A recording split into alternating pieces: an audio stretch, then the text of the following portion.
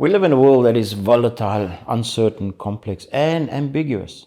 Things change fast, pressures build quickly, information is incomplete, and even very experienced leaders can find themselves pulled off center, reacting too quickly, over-controlling, second-guessing themselves, and drifting away from what they actually stand for. So here's the questions we're going to be addressing. How do leaders stay effective without losing themselves? How do they lead successfully in a world like this while still remaining authentic, grounded, and aligned with their inner values? Hello, I'm Pietro Pazzi. I spent 30 years as an executive in global leadership roles. I've seen brilliant leaders burn out, lose themselves, or hit invisible ceilings. I realized what was missing wasn't more strategy, it was depth work on that inner operating system. So I returned to my training in Psychosynthesis, and now I help leaders integrate their inner world with their leadership impact. And in this video, I want to introduce you to a practical framework for exactly that. It brings together 5 dimensions of leadership and 5 core capabilities that help leaders navigate today's VUCA world with more steadiness, clarity, and integrity. What I really like about this framework is that it doesn't treat leadership as a personality type or a list of surface competencies. It looks at the inner capabilities that shape how a leader actually shows up when things get difficult. Because in real leadership situations, people experience a leader through a few simple but powerful signals. How steady are they? How do they make sense of complexity?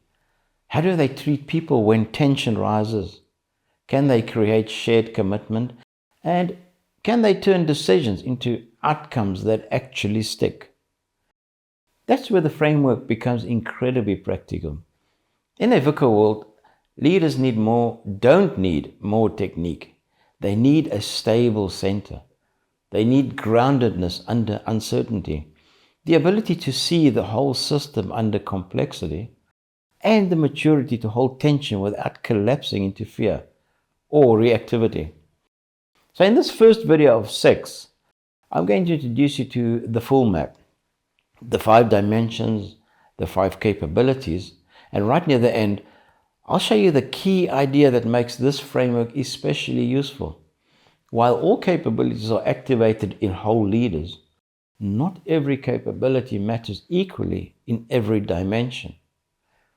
Each dimension has its own signature capability weighting. And once you understand that, you begin to see why some leaders stay values-led and effective under pressure, while others lose their footing.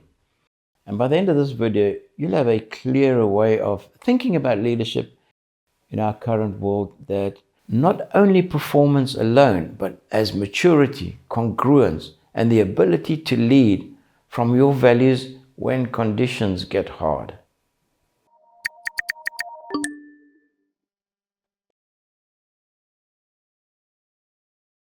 Most leadership models focus on what leaders do, behaviors, competencies, skills, and tools. And that matters. Of course it matters. But under pressure, people do not actually rise to their training. They fall back to their defaults. That's why this model matters.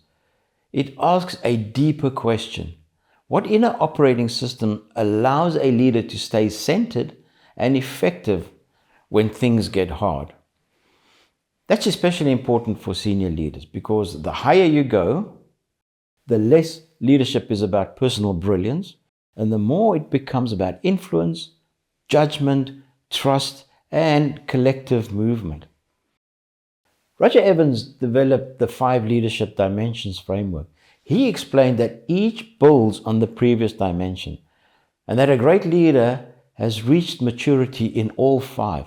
So let's take a walk through these 5 dimensions. Dimension 1 is self-awareness. This is the ability to notice yourself clearly. Can you see your own patterns while they are happening? Can you spot defensiveness, urgency, or control before they take over? Can you separate facts from the story you're telling yourself? This is where leadership begins, because if I can't lead myself, I'll struggle to lead anyone else. Dimension 2 is impact awareness. This is about understanding your effect on other people, not your intention, your impact. Do people tell you the truth early? Do they feel safe challenging you?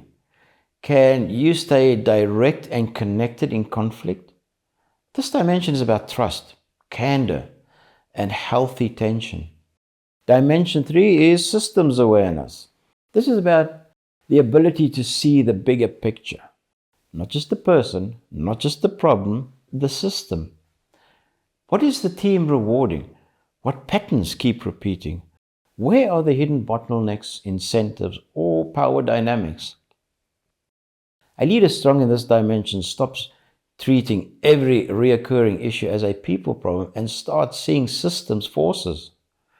Dimension 4 is will and delivery. This is about choice, courage, and follow through. Can you make the hard call? Can you stay steady when people resist? Can you close the loop from decision to execution? A lot of leaders look decisive.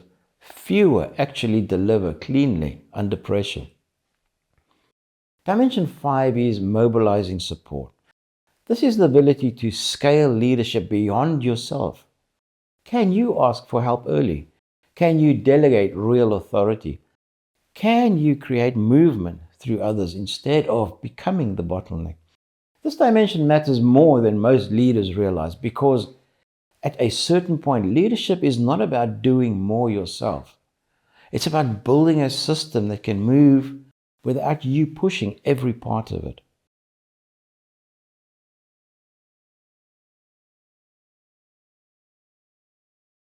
Now, underneath those 5 dimensions are 5 capabilities. These are the 5 signals people actually feel from a leader in the room. They are grounding, how steady and centered you are under pressure. Sense making, how well you read complexity and make sound judgment. Human connection, how you handle people, tension, truth, and dignity.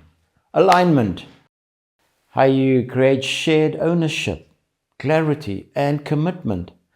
Delivery, how you turn decisions into real outcomes. So now you have 2 layers. The dimensions tell us what kind of maturity a leader is at, and the capabilities assist that maturity in practice. And here's the vital point I promised you at the start.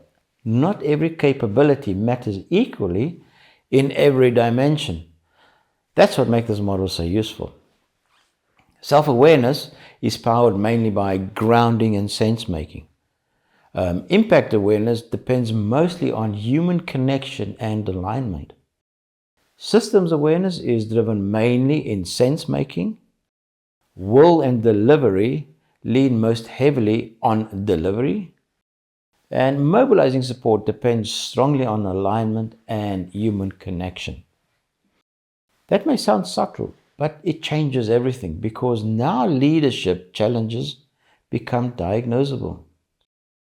A leader may have brilliant insight but weak follow-through. Another may deliver hard but damage trust. Another may be warm and thoughtful but still becomes the bottleneck. So this model helps us ask a very important and better question. What is missing here? In the next 5 videos, I'm going to take each dimension on its own. We'll look at, in video 2, self-awareness, how to notice your patterns before they run the room. In video 3, impact awareness, how to build trust and truth flow. In video 4, systems awareness, how to stop firefighting and start seeing leverage.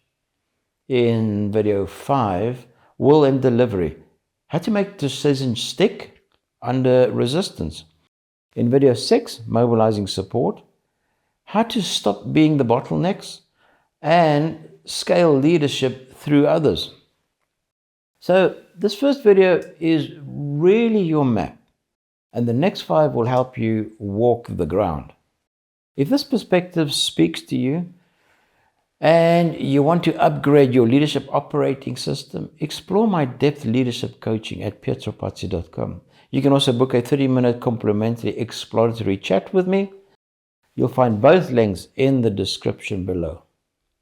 Thanks so much for spending the time with me. I really appreciate it, and I look forward to seeing you in the next video.